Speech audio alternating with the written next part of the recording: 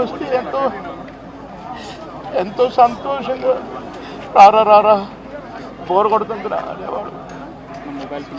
ఇప్పుడేమో హాయిగా పడుకున్నాడు.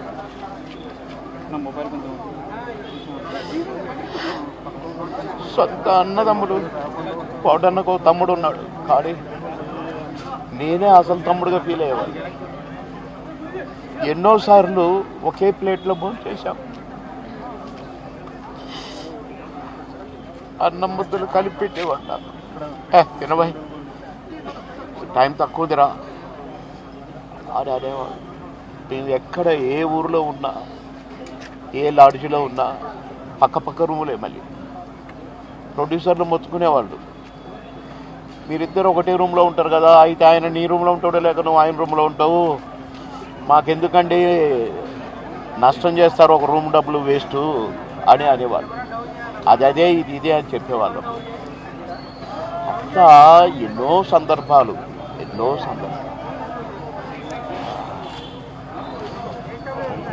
మాటలకు అందని సందర్భం.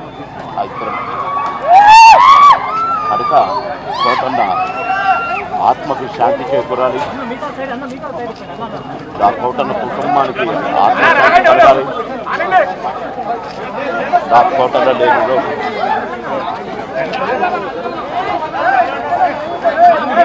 కోటన్న మనవళ్ళు అన్నకు శాంతి ఆత్మకి శాంతి కలగాలి.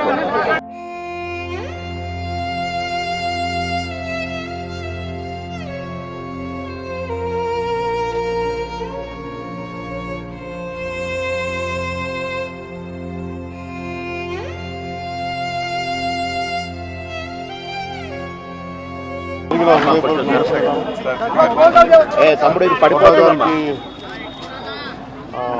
చాలా బాధ కలిగించింది. ఇప్పుడు బాబు మోహన్ గారు కానీ కోటా గారు కానీ ఇద్దరు ఇప్పుడు యాదృచ్ఛికంగా వారు కూడా ఇక్కడ ఉండటం జరిగింది.